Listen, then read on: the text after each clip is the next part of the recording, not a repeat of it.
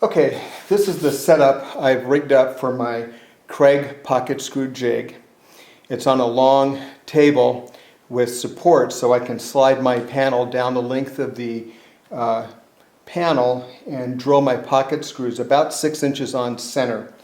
Now I've set this particular clamp up so that as the pocket screw comes out and it lines up with this clamp, I'm 6 inches on center. That way I can just keep moving this panel down pretty rapidly and make pocket screws. I also have a vacuum rigged up to pick up the chips. Now there is a shield that goes on this Kreg jig that hooks up to your vacuum. However, I forgot to bring the small adapter, so this is working pretty good. I'm going to drill the first couple holes with the vacuum off because it's kind of noisy. Then we'll zero in on this area here so you can see how effective that vacuum is.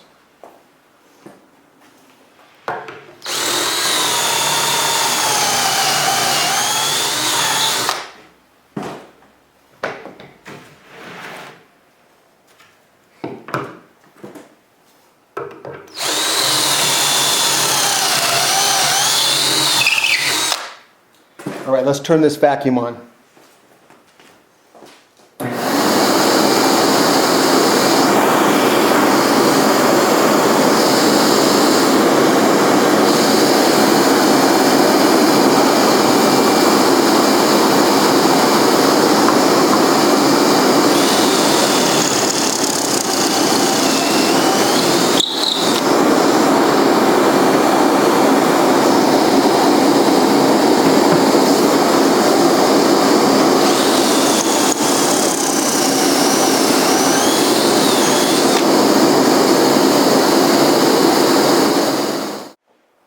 Okay, well, before I broke this down for the next operation, I thought I'd show you what the setup I had rigged up for my Kreg Pocket Screw Jig. And basically this is the work table that I'm using. I took some extra or scrap plywood cut-offs and some masonite and shimmed everything up so it's level with the work surface of the Kreg jig. Everything is just clamped down temporarily. And to simulate a shelf, you just put that in the Kreg jig, clamp it down, and you're ready to go. So I'm going to break this down and move on to the next step. Before I do that, I thought I would show you one quick modification I made to my Kreg jig, which makes adjustment for the thickness of panels much easier. Here is the adjustment that I've made on my Kreg jig, and I took the hex nut that usually sits here off, and I put a wing nut on backwards. And what that allows me to do is very quickly adjust the thickness, and then holding the pad, I just basically spin the nut down and jam it, and you're ready to go. So pretty easy and a real nice adjustment, and works great. Okay, here's one other thing I've done is I have primered this section of the garage floor. I'm going to epoxy paint the garage floor, but once the cabinets are installed, and this right here is the section where they'll be installed to start with, I will no longer have access to the floor, and so I've taken advantage of this space right now. I'm epoxying just this one section. I'll install the cabinets and then later on epoxy the garage floor. Well, I'm using this bare epoxy paint for garage floors, and I've already caulked with polyurethane concrete caulk all the cracks and filled in all the loose joints, and now I'm just applying the epoxy paint, and I will eventually paint the whole garage floor, but right now, because I'm not going to have access after these cabinets are installed, taking advantage of getting it done now, which will be much easier than trying to get underneath these cabinets later. And I think also just give me a nicer, much cleaner install.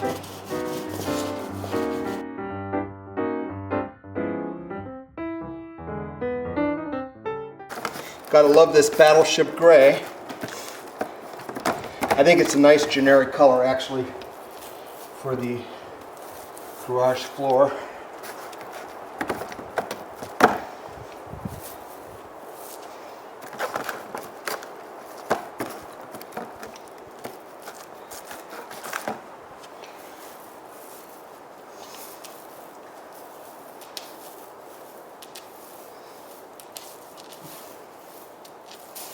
You'll notice I went ahead and taped off the edge, and that's just so that until I get down to painting the garage floor, I have a nice clean edge and it won't look sloppy. Guess that's something my dad taught me. If we're going to do a good job, we might as well do it right the first time.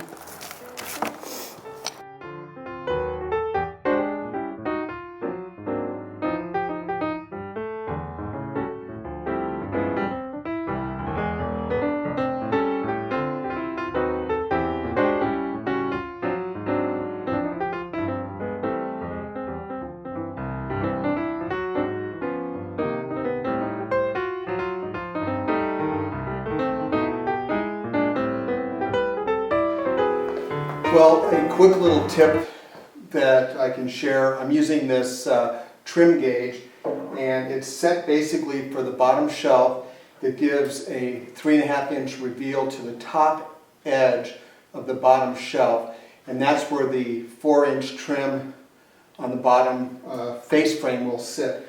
Once I've got that adjusted, I can just use that for now on.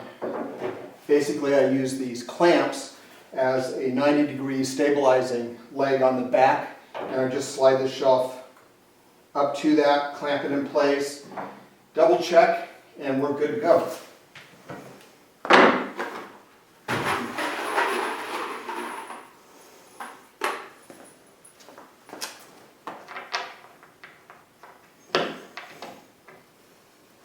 So I've had a lot of delays on this particular trip. I had a power outage for well over 3/4 of a day, so I lost time there.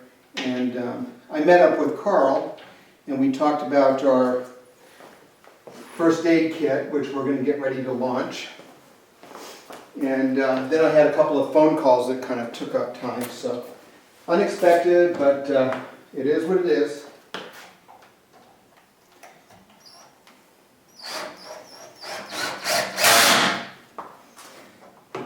I always set the corners first and then work my way to the middle.